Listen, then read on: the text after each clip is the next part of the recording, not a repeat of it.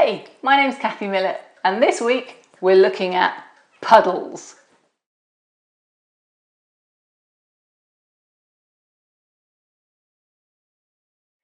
So we're looking at puddles. What does that actually mean? Well, before we start modelling, the first thing we need to do is go and look at them in the real world, because that's what we're trying to do. We're trying to recreate the real world in miniature. If we look at these pictures of puddles, you can see they all have a similar theme to them. There's a flat layer of central water. It often wicks up along the side. If it's rained, the whole area may be dark and damp looking. Or if it's drier, then those areas will have gone to a lighter colour and the area around the puddle will be much darker. There may be the odd thing embedded in the puddle, like a leaf. It may be very muddy, it may be in a dip or hollow. You may not even see the edges of the puddle because of the grass. And all these things we need to think about when we're putting them into the landscape. We're going to use quite a lot of tools and materials this week, so I'm going to run through them as we use them.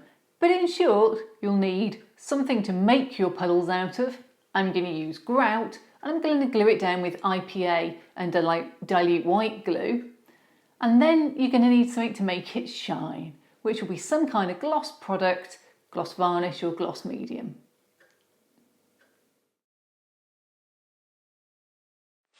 This is my 1:35 scale diorama, still drying, and I'm going to put some puddles on this top area, but although I've got some decent puddle examples in with the dark colour that we've got here, I want it to be just slightly lighter in this area because I think it will show up the puddles more. So, guess what? Yeah, more grout. This is a beige coloured grout, and I love it because when you add sort of varnish or some of those other items that we're going to use now, and I'll go through them in a minute, you get a really nice colour change as they show the damp. So, as with always, the trusty tea strainer and grout shaking. Now, I'm going to put perhaps a little bit more on than I did on the last layer, and the reason for that is I want to make some depressions to put my grout on. I don't really want it to go into the river, and most of the rest of the sections are going to have some other vegetation on. So this is all I'm going to do. The easiest way to do ruts is actually to drive your vehicle through it. Here's my striker, and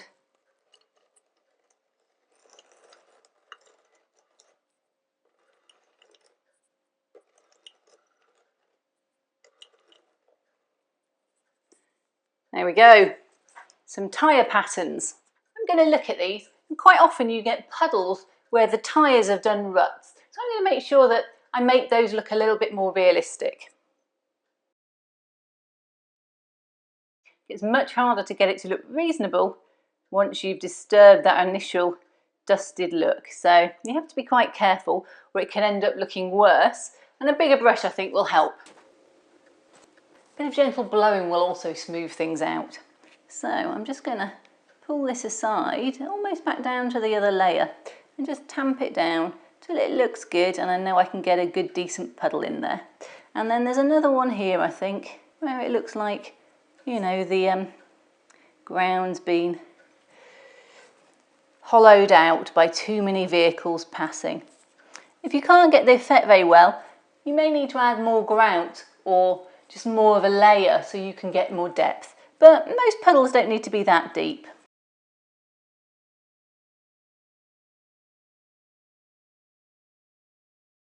So you get the effect. I've now got a couple of areas I can put some puddles in.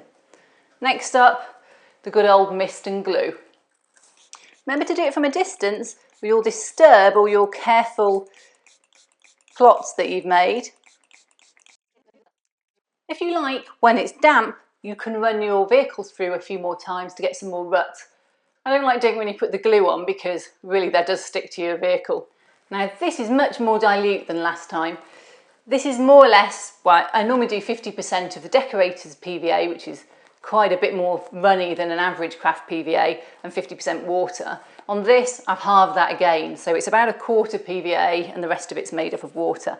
And I'm actually going to start dripping into the puddles first so it can spread out from there, which will also help with the movement and just making them look like they have water in them. Now you need to be quite gentle or you'll just ruin your tyre tracks, which isn't really what we're after. If the glue stops spreading through, then just put a bit more water and IPA on, but don't make it too wet, otherwise that will just soften up the edges on your ruts. It's worth noting where your glue actually runs to, and that will show you the lowest level on your diorama top.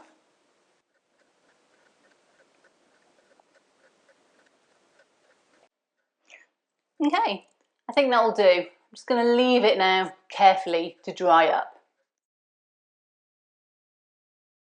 Right, today we're going to be putting some gloss varnish and gloss medium on to make some of the more shallow puddles on the 1 to 35. I left this set up overnight and wow, yeah, those tyre tracks look good. You can see the tread, you can see there's grooves, and the deeper ones I'm going to use resin for because I want to show you that technique next week, and I do like it for depth of water, and we'll be able to put some leaves in and show that in a minute, so I think that'll work really well. To get this to show water effectively, it's all about the colouring. I'm going to put on some more grout, okay, and this time it's going to be really just a light dusting. It's not going to be stuck down, and it's there so it can change colour when we apply the water.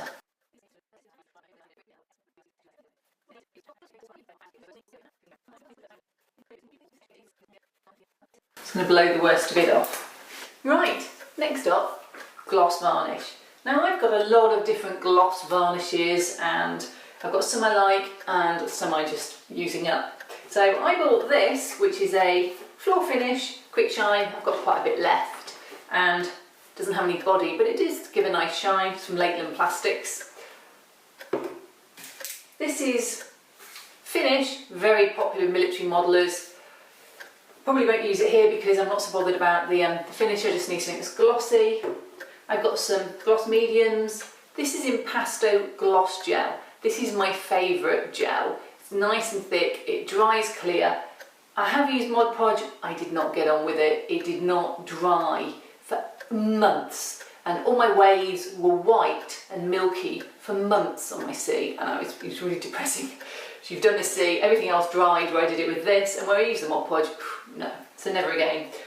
This is one I picked up yesterday at the Hobbycraft, so Hobbycraft acrylic gloss medium. We'll see what that's like. It's a bit cheaper. I've got some glue and glaze, which is just a glue, but you use it for making, well, windows, and so it's nice and glossy.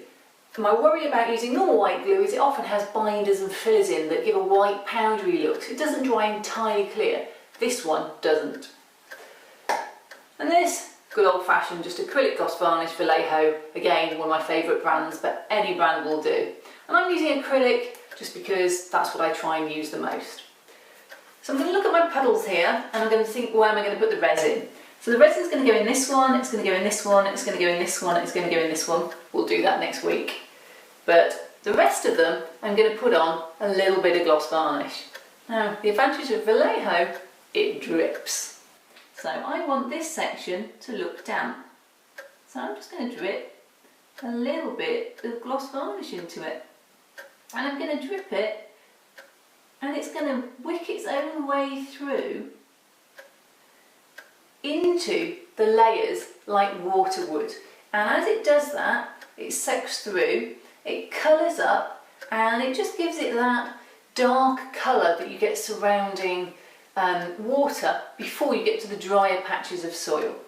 You need to think about where the lowest point on your diorama is on this surface, because that's where the water should flow to. You don't always know, and you don't want to put a drip in the wrong place. So best is to keep an eye. If you're not sure, you can always drop down and just see, where do the low points look? What can I see if I look sideways?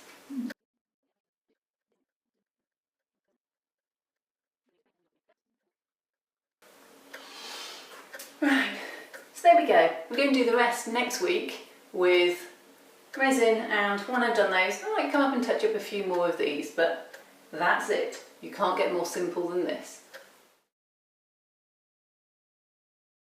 Morning. Well, my puddles have dried. They still look wet, they still look glossy, but they're definitely clear and now dry when I touch them. So what's next? I look at them and I can still see the texture of the soil underneath coming through, and that just doesn't work in real life because water isn't bumpy, water is smooth. Now this was just a damp hollow, then we could probably get away with doing this, but some of these are supposed to be a little bit deeper. So I'm going to use another product on top now, just to give a bit more depth in the water. I'm going to use a gloss medium, acrylic gloss medium. This is just one from Hobbycraft. There's loads of brands on the market.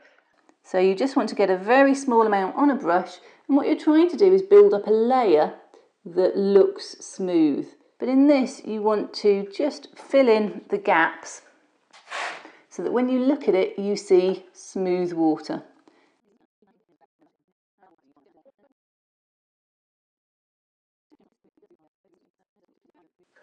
Okay, so I'm going to do the one puddle with this technique on this size. Okay, I'm going to leave that to dry and I need to go wait till it's totally clear. But in the meanwhile, I'm going to put on the next sort of finishing layer on this, because let's face it, water doesn't just stick in the glossy sections, it also weeps and seeps out into the rest of the ground around it, darkening. And I'm going to do that with a gloss. Well, no, I'm not. I'm going to do it with a matte varnish. I don't have any matte varnish. My bottle was empty. So instead, I've got here a satin one, which will dry when on here. It will dry more or less matte.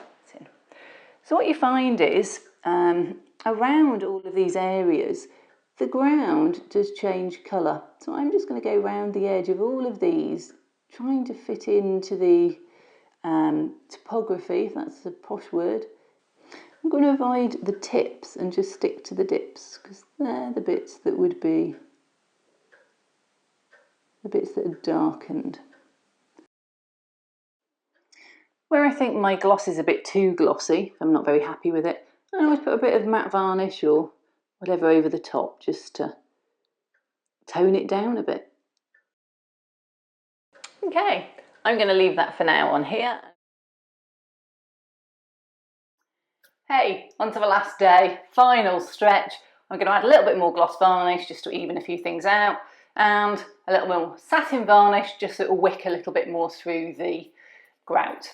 So I just want to add this along here because I just think it needs a little bit more depth. Try and get rid of the bubbles because they do set in. So there we go, just a little bit more.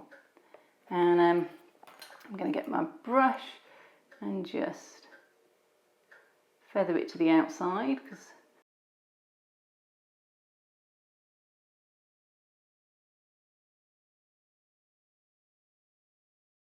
when that's dried, I'll show you the final effect, and that's it.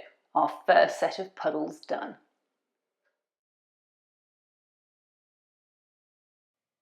And this is the final result. Gloss medium, gloss varnish and grout. Comes up with a very effective small puddle. As you can see, there's still some resin to go in there to give greater depth, but it's a good start.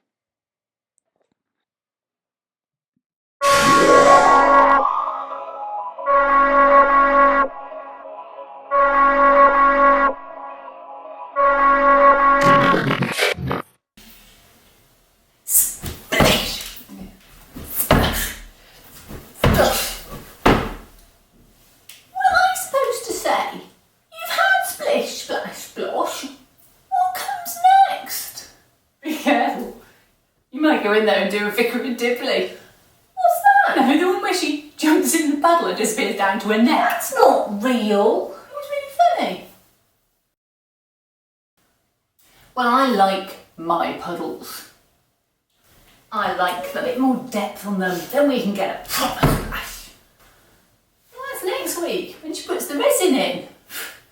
Proper depth then. You'll be able to go splosh, splosh, splosh. Properly. I want to see my diorama. That's the week after, when she does yours. Where's mine? I know she's done mine too. Well, I want to see my diorama. Great. Can you imagine it? N-scale puddles. Can't wait. Can't wait. Perhaps you can swim in them. Plenty for everyone to swim in by the end. Very funny, just because I'm small.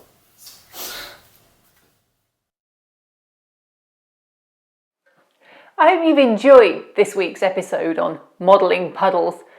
Not the most obvious thing perhaps, but a good way to cut your teeth on some water techniques, and in the larger scales, really important. Next week, we're looking at puddles again, but a different technique. We'll be using resin to add just that little bit more depth to these 1 to 35 scale puddles. If you're enjoying the course, then please subscribe to me here on YouTube or on my blog, kathymillett.co.uk. Alternatively, like me on Facebook, Kathy Millett Modelling. See you next week.